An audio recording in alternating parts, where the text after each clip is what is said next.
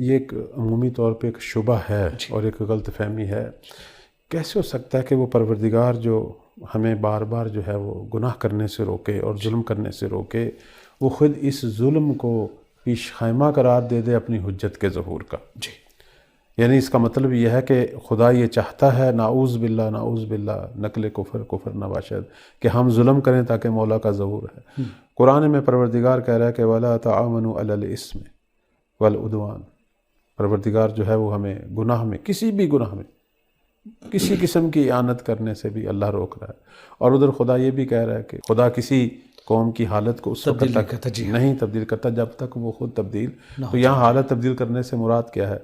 اگر ہم چاہتے ہیں کہ دنیا بالآخر مولا کے ظہور سے منور ہو تو پھر ہم امام کی ہمراہی کریں. اور امام نے اپنی ہمراہی کیسے مانگی ہے؟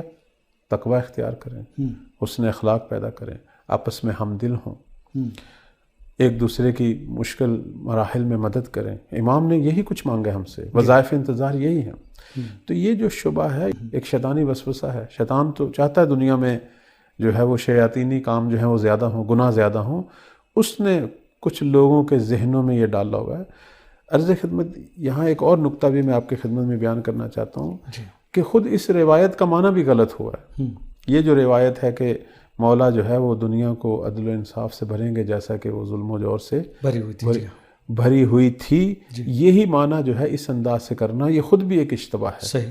مثلا دیکھیں نا، آپ روایت کے اندر دیکھیں وہاں لفظ کما آیا ہے، یعنی یملا الارض عدلا و قسطا کما مولعت. لفظ کما جو ہے یہ تشبیہ ہے، یعنی تشبیہ دی گئی ایک ایسے دور سے کہ جب زمین ظلم و جور سے بھری ہوئی تھی.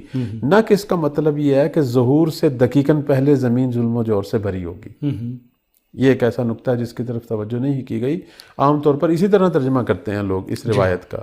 اس روایت میں یہ کہا گیا ہے کہ مہدی صلوات اللہ علیہ جب آئیں گے زمین کو عدل و انصاف سے بھریں گے. کیسے؟ جس طرح کہ وہ ظلم و جور سے تشبیہ ہے، ظلم و جور سے بھری ہوئی ہو. چونکہ اس سے پہلے کتنے ہی ایسے دور گزرے ہوں گے زمین پر کہ پوری زمین ظلم و جور سے بھری ہوئی لگتی تھی.